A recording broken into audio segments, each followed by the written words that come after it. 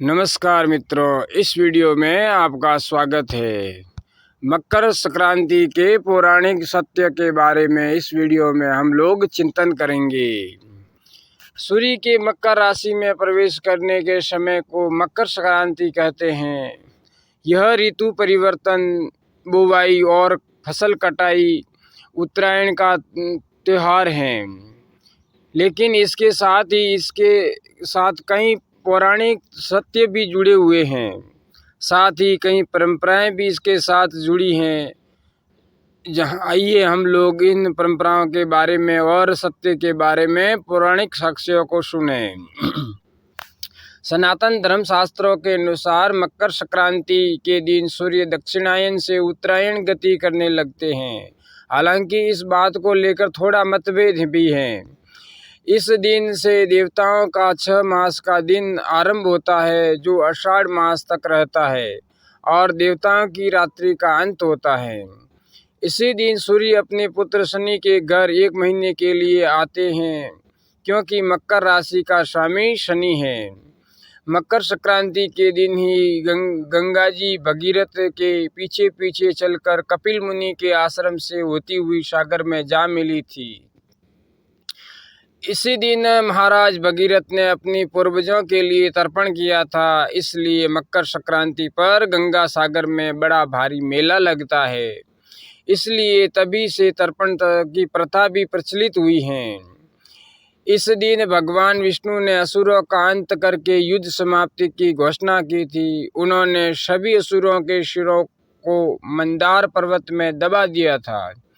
इसलिए यह दिन बुराइयों और नकारात्मकता को खत्म करने का दिन भी माना जाता है।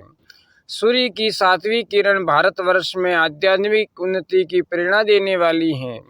7वीं किरण का प्रभाव भारतवर्ष में गंगा यमुना के मध्य अधिक समय तक रहता है। इस भौगोलिक स्थिति के कारण ही हरिद्वार और प्रयाग में माघ मेला अर्थात मकर संक्रांति या कुंभ तथा अर्धकुंभ के विशेष उत्सव का आयोजन होता है।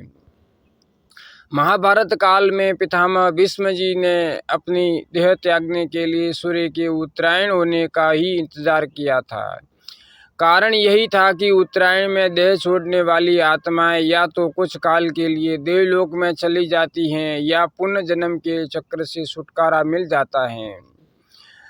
संत महर्षियों के अनुसार इसके प्रभाव से प्राणी की आत्मा शुद्ध होती है, संकल्प शक्ति बढ़ती है, ज्ञान तंतु विकसित होते हैं। मकर संक्रांति इसी चेतना को विकसित करने वाला उत्सव है। यह संपूर्ण भारतवर्ष में किसी न किसी रूप से आयोजित होता ही है।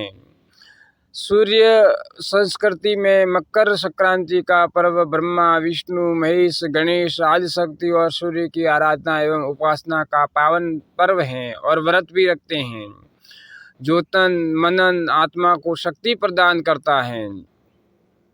सूर्य के उत्तरायण होने के बाद से देवों की ब्रह्मव्रत उपासना का पुण्य काल आरंभ हो जाता है। इस काल को ही परा अपरा विद्या की प्राप्ति का काल कहा जाता है। इसे साधना का सिद्धि काल भी कहा गया है। इस काल में देव प्रतिष्ठा, यज्ञ कर्म, ग्रह निर्माण आदि पुनीत कर्म किए जाते हैं। मकर संक्रांति के एक दिन पूर्व से ही व्रत उपवास में रहकर योग्य पात्रों को दान देना चाहिए। विष्णु धर्म सूत्र में लिखा है कि पितरों की आत्मा की शांति के लिए एवं स्व स्वास्थ्य वर्धन तथा सर्व कल्याण के लिए तिल के 6 प्रयोग पुण्यदायक एवं फलदायक होते हैं। तिल जल से स्नान करना, तिल दान करना, तिल से बना हुआ भोजन करना, जल में तिल अर्पण, तिल से आहुति, तिल का उपटन लगाना चाहिए। रामायण काल से भारतीय संस्कृति में दैनिक पूजा का प्रचलन चला आ रहा है। मकर संक्रांति सूर्य पूजा का विशेष दिन है। राम कथा में मर्यादा पुरुषोत्तम श्री राम द्वारा नित्य सूर्य पूजा का उल्लेख मिलता है। मकर संक्रांति के दिन सूर्य को अर्घ्य देने का खास महत्व है। मकर संक्रांति के दिन पवित्र नदी में स्नान का भी विशेष महत्व है।